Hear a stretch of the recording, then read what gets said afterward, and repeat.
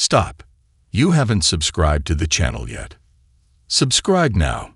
We have new stories every day. Now, let's go. David Hamilton stood at the kitchen counter, methodically chopping vegetables for dinner. The rhythmic sound of the knife hitting the cutting board filled the air, a steady backdrop to the thoughts swirling in his mind. At 45, he had achieved everything he'd ever dreamed of. A successful career as a software engineer, a beautiful home in the suburbs, and a family he adored. He glanced at the clock. 6:30 p.m. Vera and Jasmine would be home soon. A small smile tugged at his lips as he thought of his wife and daughter. 20 years of marriage had dulled some of the initial passion between him and Vera, but he still loved her deeply. And Jasmine, his pride and joy. At 18, she was blossoming into a beautiful young woman, ready to start college in the fall. The sound of a car pulling into the driveway broke through his reverie. Moments later, the front door opened, and Vera's voice called out, "We're home." David wiped his hands on a dish towel and stepped out of the kitchen. "Hey, you two. How was shopping?" Vera, her auburn hair slightly tousled from the wind, gave him a quick peck on the cheek. "Productive. We found Jasmine the perfect outfit for her graduation party." Jasmine bounced in behind her mother, her long blonde hair swinging. "Dad, wait till you see it. It's gorgeous." David chuckled, reaching out to ruffle Jasmine's hair. "I'm sure you'll look beautiful, sweetheart. Now go wash up. Dinner will be ready in about half an hour." As Jasmine darted upstairs, Vera lingered in the hallway. "Need any help with dinner?" "No, I've got it under control. Why don't you relax for a bit? You've been out all day." Vera nodded, a fleeting expression crossing her face that David couldn't quite read. Before he could dwell on it, she turned and headed upstairs. Returning to the kitchen, David resumed his meal preparation. He loved these quiet moments, providing for his family in the most basic of ways. It gave him a sense of purpose, of being needed. Dinner was a lively affair, with Jasmine chattering excitedly about her upcoming graduation and the party they were planning.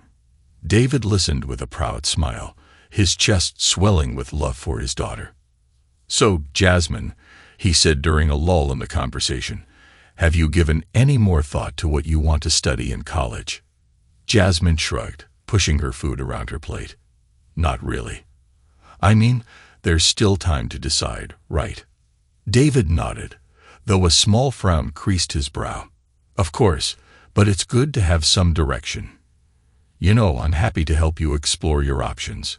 "Thanks, Dad," Jasmine mumbled, not meeting his eyes. Vera quickly changed the subject, asking David about his day at work. As he talked about a challenging project he was working on, David couldn't shake the feeling that something was off. Jasmine seemed distant, and Vera's smiles didn't quite reach her eyes, but he pushed the thought aside, chalking it up to pre-graduation jitters and his own overactive imagination.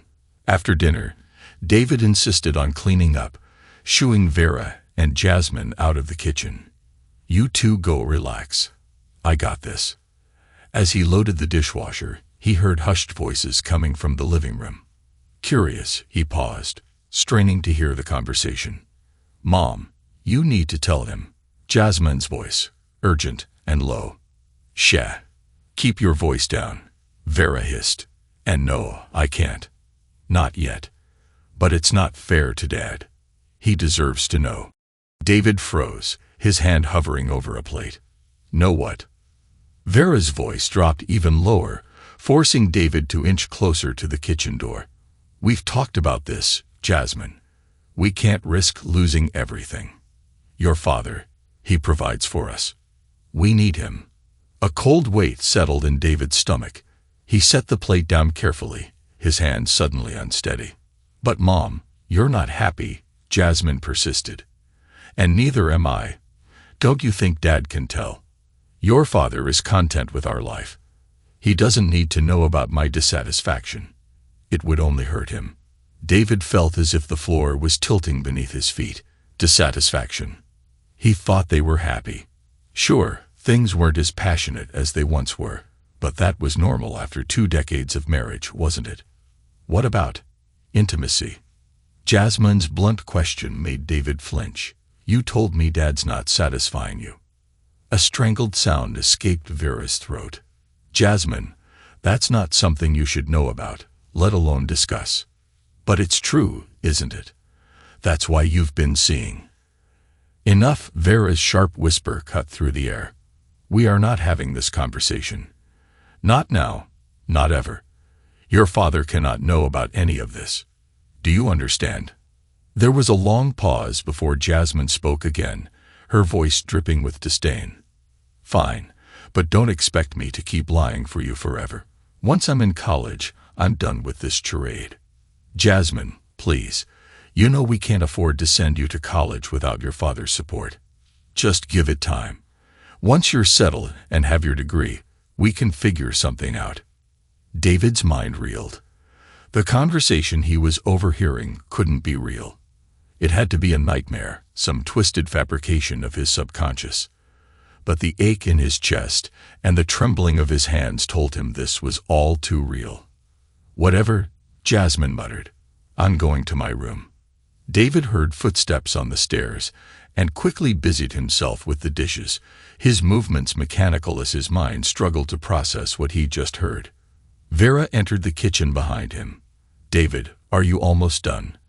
I thought we could watch a movie tonight. It took every ounce of self-control for David to keep his voice steady. Sure, honey.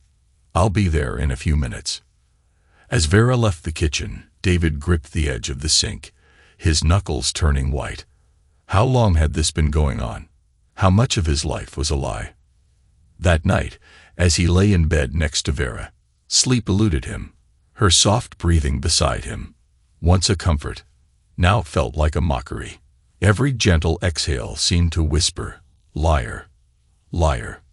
Days passed, and David found himself hyper-aware of every interaction with Vera and Jasmine.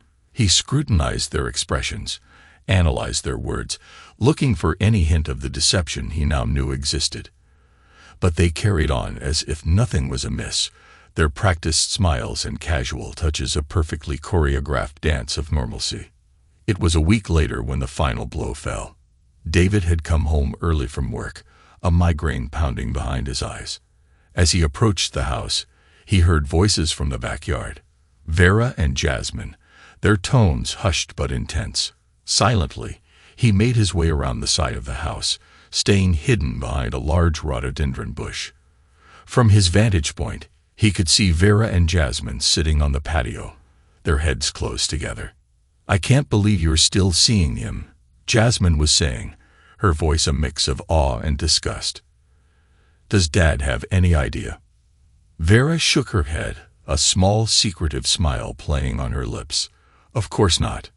Your father is oblivious. As long as dinner's on the table and his shirts are ironed, he doesn't question anything. David felt as if he'd been punched in the gut. He wanted to step out, to confront them, but his feet seemed rooted to the ground.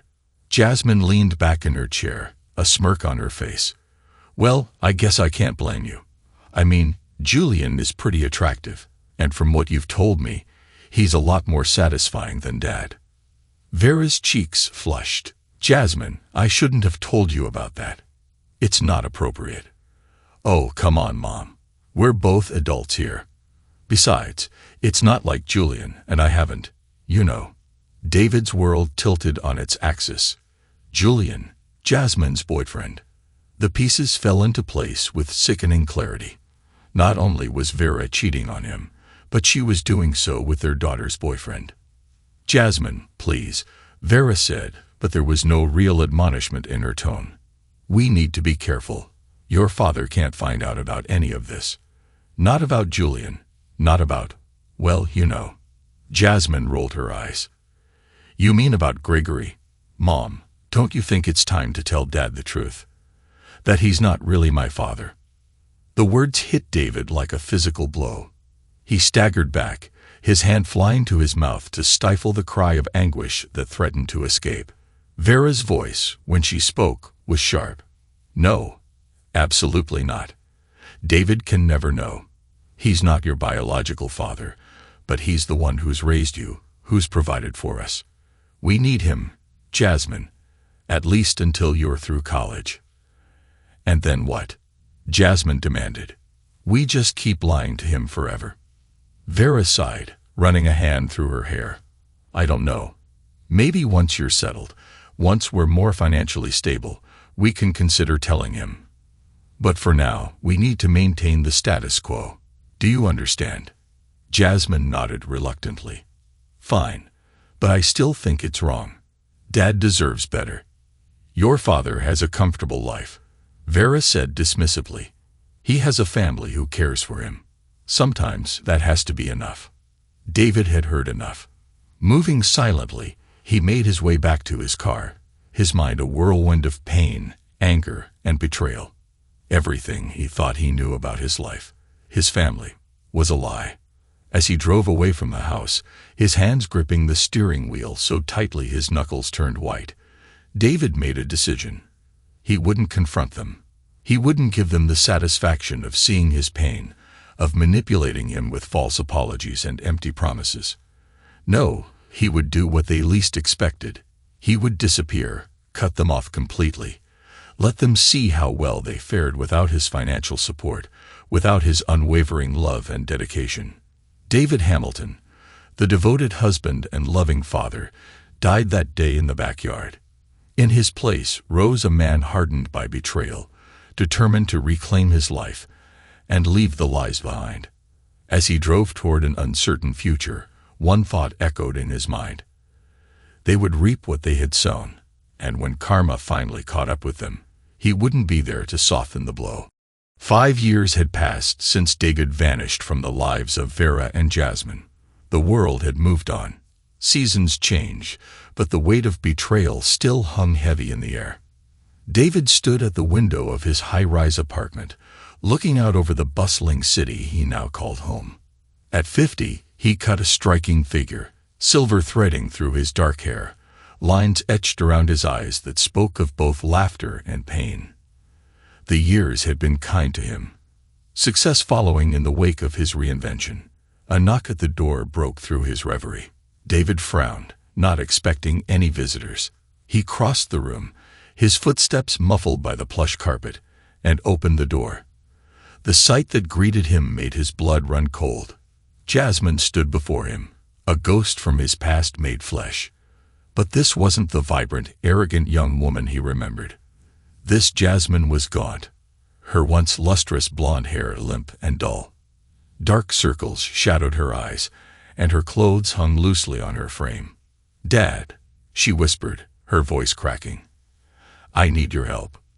David's jaw clenched, his hand tightening on the doorknob.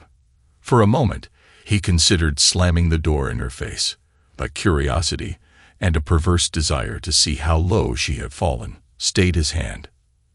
"You have 5 minutes," he said, his voice cold and flat.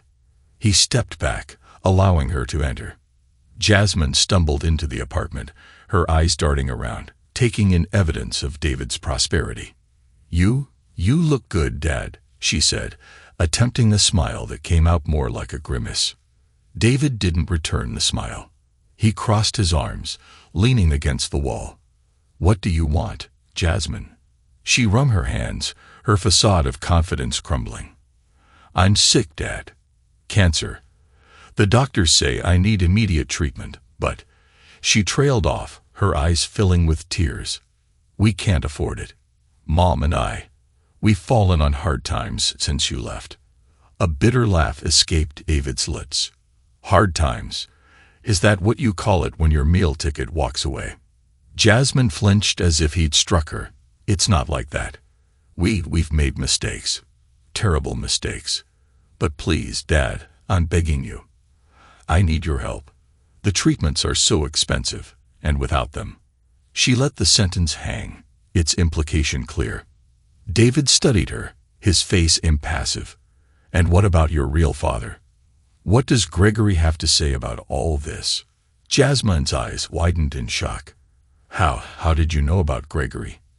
"I know everything, Jasmine," David said, his voice low and dangerous. I know about your mother's affair with Gregory. I know about your little arrangement with Julian. I know every lie, every betrayal."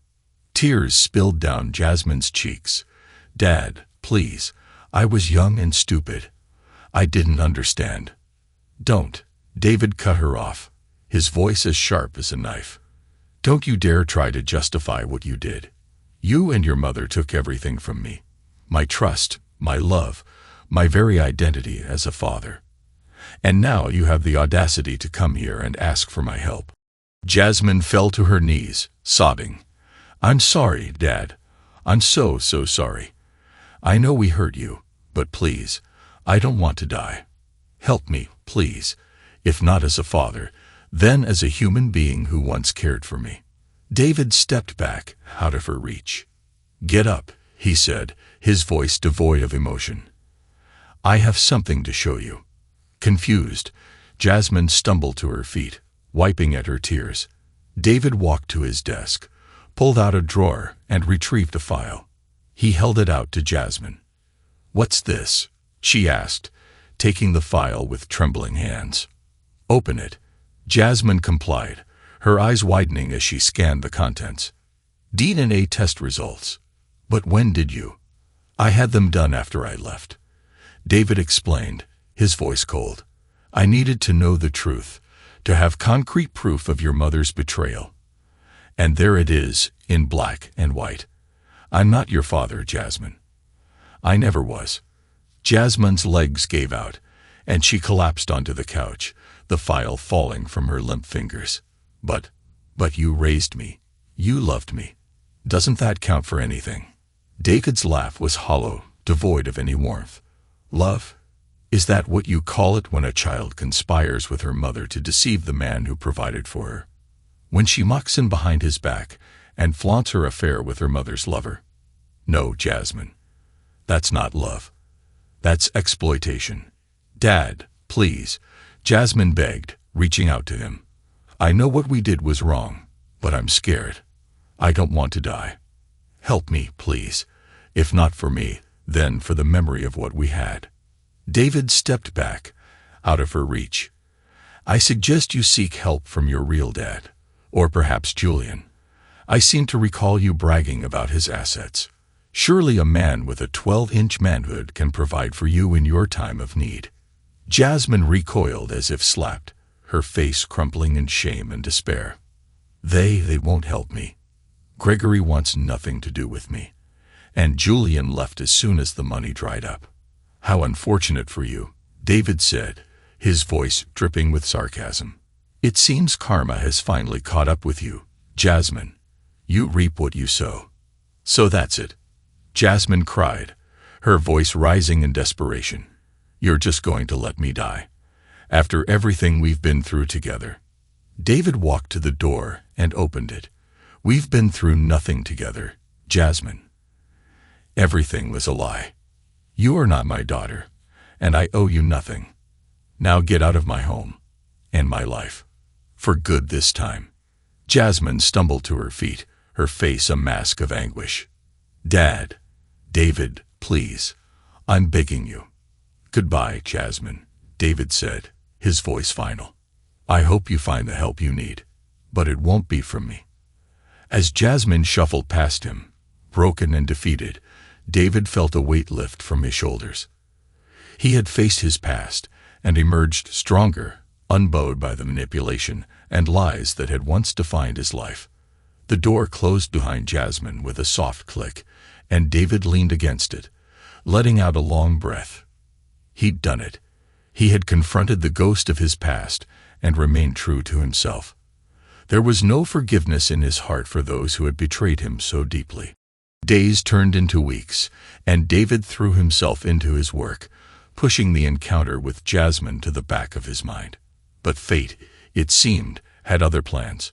One crisp autumn morning, as David sat at his favorite cafe, enjoying a cup of strong black coffee and the morning paper, a familiar voice cut through the ambient chatter.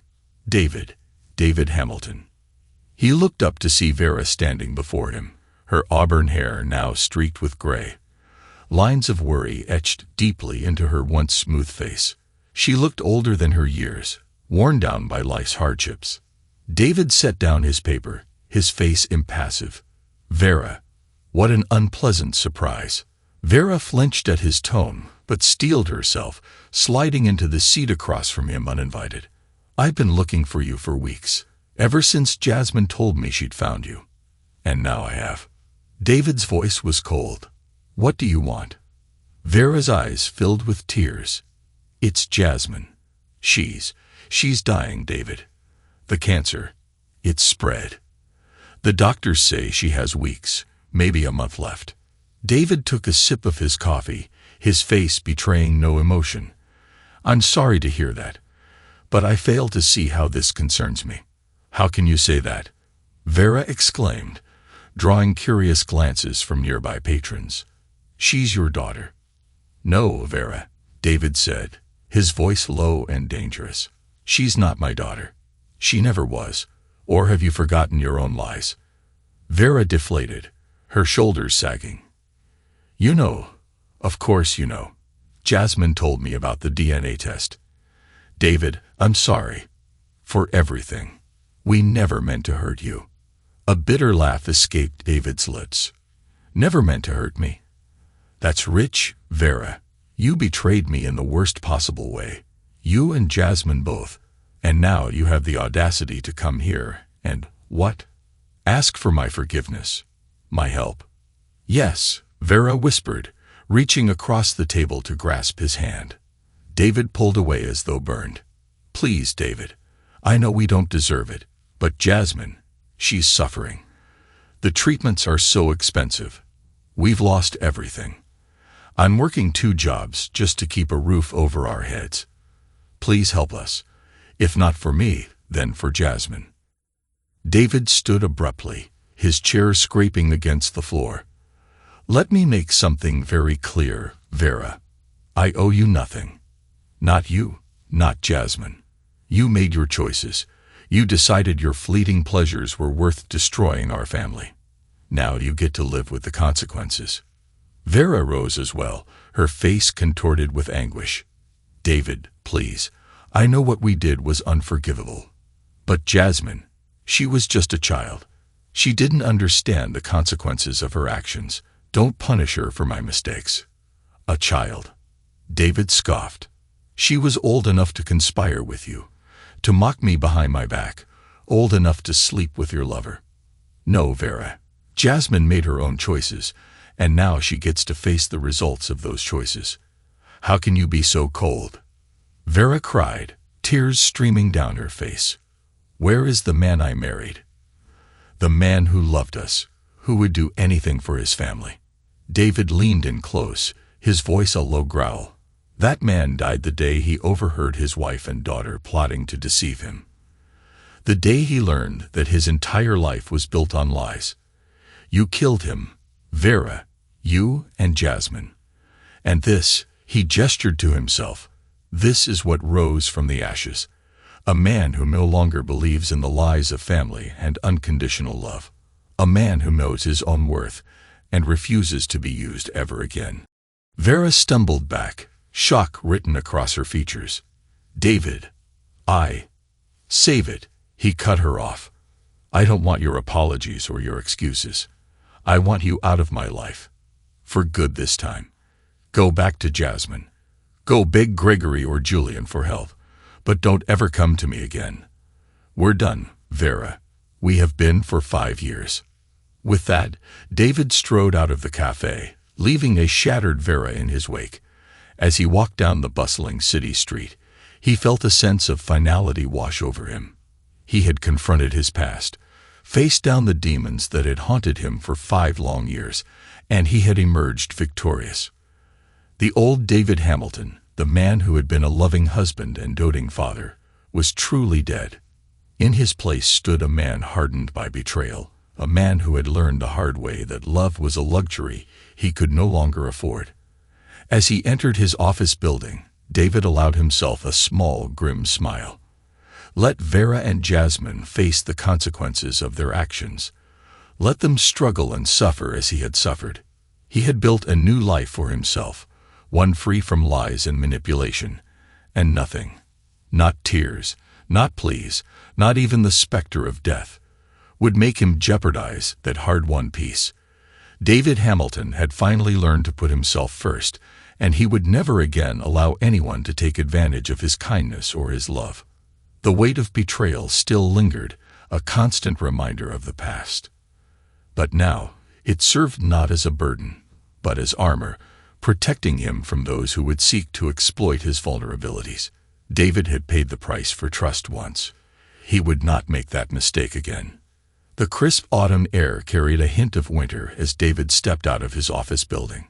6 months had passed since his confrontations with Jasmine and Vera, and life had moved on, or so he thought.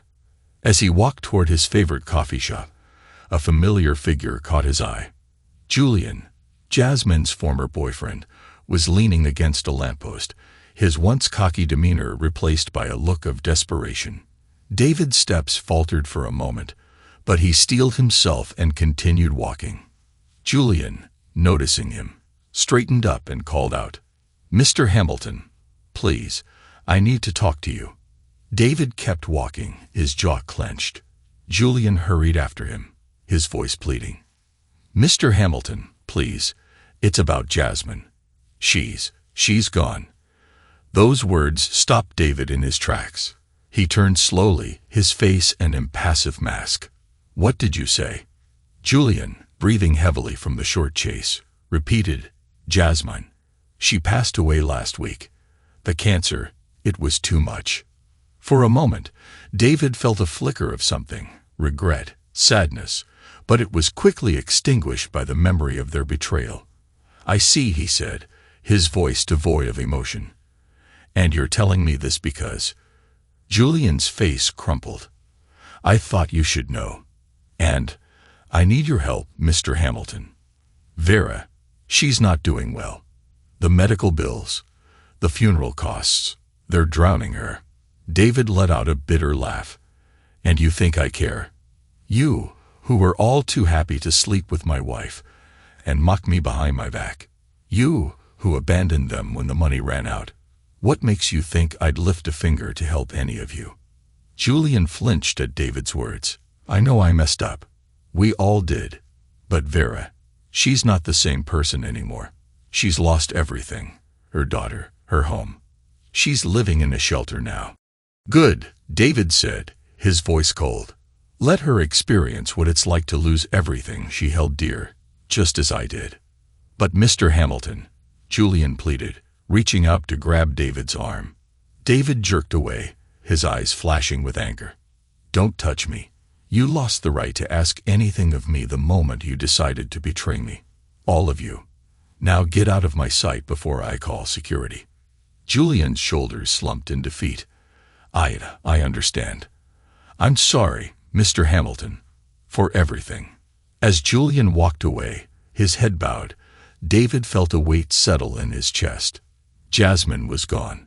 The girl he had raised, loved, and thought of as his daughter for so many years was dead. But the pain he felt wasn't for her loss. It was for the death of the man he used to be, the man who would have grieved for her despite everything. Days passed, and David found himself unable to shake the news of Jasmine's death, not out of grief, but out of a morbid curiosity about how Vera was faring. One evening, driven by this perverse need to see the consequences of their actions, he found himself driving to the part of town where Julian had mentioned Vera was staying. The women's shelter was a rundown building, a far cry from the luxurious home they had once shared. David parked across the street, watching as women came and went, their faces etched with worry and fatigue. Then he saw her. Vera emerged from the shelter, a shadow of her former self. Her clothes were worn and ill-fitting, her once vibrant hair now dull and unkempt. She carried a small bag, presumably containing her meager possessions. Without thinking, David got out of his car and approached her. "Vera," he called out, his voice neutral. She turned, her eyes widening in shock and disbelief. "David, is that really you?" As he got closer, David could see the toll the past months had taken on her. Deep lines etched her face and her eyes, once bright and mischievous, were now dull and haunted. I heard about Jasmine, David said, his voice devoid of emotion. Julian told me. Vera's face crumpled, tears welling up in her eyes. She asked for you at the end. She wanted to apologize, to make things right. David felt a twinge in his chest, but pushed it aside. And what about you, Vera? Are you here to apologize too? To beg for my help now that you've lost everything? Vera shook her head, wiping at her tears. No, David. I don't expect your forgiveness or your help. I know what we did, what I did. It's unforgivable. I'm just trying to survive now, to find a way to live with the consequences of my actions. Her words, so different from the entitled demands of their last encounter, caught David off guard. And Gregory, your lover, where is he in all this? A bitter laugh escaped Vera's lips. Gregory. He wanted nothing to do with us. Once the truth came out, he has his own family, his own life. Jasmine and I, we were just a mistake he wanted to forget. David nodded, unsurprised. And Julian? Gone, Vera said, her voice hollow. He stuck around for a while, but when the money ran out and Jasmine got sicker, he couldn't handle it. Left us both to deal with it on our own. For a moment, they stood in silence, the weight of their shared history hanging between them. Finally, David spoke. You made your choices, Vera, you and Jasmine both, and now you're living with the consequences.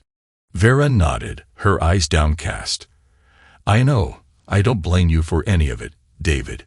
You were a good man, a good husband and father. We threw it all away for what? A few moments of excitement, the illusion of passion.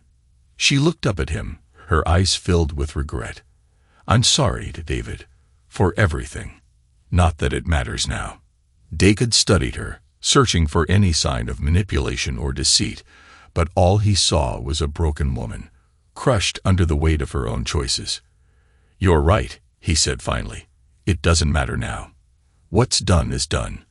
He turned to leave, but Vera's voice stopped him. David, can I ask you something? He paused, not turning back. What is it? Are you happy? In your new life? The question caught him off guard. Was he happy? He was successful, comfortable, free from the lies and deceit that had surrounded him for so long. But happy? I'm at peace, he said finally. And that's enough. Vera nodded, a sad smile on her face. I'm glad. At least something good came out of all this. As David walked back to his car, he felt a strange mix of emotions. There was no forgiveness in his heart for Vera or Jasmine, no desire to swoop in and save them from the consequences of their actions. But there was a sense of closure, of a chapter finally ending. Weeks passed and life continued. David threw himself into his work, pushing thoughts of Vera and Jasmine to the back of his mind. But one day, as he sat in his office reviewing contracts, his assistant knocked on the door. Mr. Hamilton, there's a Gregory Wilson here to see you. He says it's urgent. David frowned at the name, which struck a chord. Gregory, Jasmine's biological father. Send him in, he said, curiosity getting the better of him. Gregory entered, a nervous energy radiating from him. He was a tall man with the same blonde hair and blue eyes Jasmine had inherited. Mr. Hamilton, he said, extending his hand. Thank you for seeing me. David ignored the outstretched hand, gesturing for Gregory to sit. What do you want, Mr. Wilson? Gregory sank into the chair, running a hand through his hair. I want to talk to you about Vera and Jasmine, about what happened. David leaned back in his chair, his face impassive. And why would I want to discuss that with you? Because I'm as much to blame as they are, Gregory said, his voice heavy with regret. More so, perhaps. I'm the one who started it all, the affair with Vera, fathering Jasmine, and then walking away like a coward. And you're telling me this now because, David asked, his voice cold. Gregory met his gaze, his eyes filled with shame. Because I need to make things right, Or at least try to. Vera, she's not well. The grief, the guilt, it's destroying her, and I can't just stand by and watch anymore. David felt a flicker of anger. So you've decided to play the hero now. After all these years, after Jasmine is gone, and Vera has lost everything. I know it's too late, Gregory said, his voice breaking. I know nothing I do can make up for the pain we've caused you. But I have to try, for Jasmine's memory, if nothing else. David stood, walking to the window. He looked out over the city, his mind racing. What exactly do you want from me, Mr. Wilson? Gregory's reflection in the window showed his remorse. I want to help Vera get back on her feet, to get her the help she needs. But I thought you should know. You deserve to hear the truth from me, face to face. David turned, studying the man who had fathered the child he had raised as his own. The truth. The truth is that you're a coward, Mr. Wilson. You ran away from your responsibilities, left Vera and Jasmine to manipulate and use me for years. And now what? You think confessing will absolve you? Gregory flinched but didn't back down. No, it won't absolve me. Nothing will. But I have to try to make amends. It's what Jasmine would have wanted. Don't, David growled, his voice dangerous. Don't you dare use Jasmine's name to manipulate me. You lost that right when you abandoned her. You're right, Gregory said, his shoulders slumping. I'm sorry. I'll go. I thought you should know that I'm going to do whatever I can to help Vera. It's the least I can do. As Gregory turned to leave, David called out, Mr. Wilson. Gregory paused. Looking back, David met his gaze, his eyes hard. Do what you need to do for Vera. But don't ever contact me again. As far as I'm concerned, you, Vera, and Jasmine, you're all ghosts. And I don't believe in ghosts. Gregory nodded, understanding the finality in David's words. I understand. Goodbye, Mr. Hamilton. And thank you for everything you did for Jasmine. Even if it ended badly, you were more of a father to her than I ever was. As the door closed behind Gregory, David sank back into his chair, a storm of emotions raging within him. He had faced them all now. Jasmine, Vera, Julian, and Gregory, the players in the tragedy that had been his life for so many years. And yet he felt no closure, no sense of peace.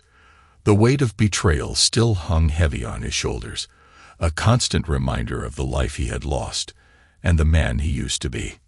Days turned into weeks, and life moved on. David threw himself into his work with renewed vigor, determined to leave the ghosts of his past behind. He built his empire higher, worked longer hours, achieved more success than he had ever dreamed possible. But in the quiet moments, in the dead of night, when sleep eluded him, David found himself thinking of Vera, of Jasmine, of the life he had left behind, not with longing or regret, but with a cold, detached curiosity. Had Vera found her way out of the shelter? Had Gregory kept his word to help her? Did it even matter anymore? One crisp autumn morning, exactly a year after Jasmine's death, David found himself standing in front of a grave. He hadn't planned to come, hadn't even realized where he was going until he was there. The headstone was simple, unadorned. Jasmine Hamilton, beloved daughter, 2007, 2025. David stared at the name, feeling a complex mix of emotions he couldn't quite name. She wasn't even mine, he muttered to the silent grave. Everything was a lie. So why am I here? As if in answer, a gust of wind blew through the cemetery, rustling the leaves of a nearby tree. A single golden leaf detached, floating gently down to land at David's feet. He bent to pick it up, turning it over in his hands. In that moment, David realized a fundamental truth. The betrayal, the lies, the pain. They had shaped him, hardened him, made him the man he was today. But they didn't define him. He was more than the sum of his hurts, more than the product of others' deceit. He placed the leaf on Jasmine's grave, a final gesture to the daughter he had loved, even if she had never truly been his. "Goodbye, Jasmine," he said softly. "I hope you found peace." As he walked away from the grave, David felt the weight of betrayal lift slightly. It would always be a part of him, a scar on his soul, but it no longer controlled him, no longer dictated his every action and thought. David Hamilton, the man who had been betrayed, who had lost everything and rebuilt himself from the ashes, was finally free. Not from the pain or the memories, but from their power over him. He had faced his demons, confronted his past, and emerged stronger. As he drove back to the city, back to the life he had built for himself, David allowed himself a small smile.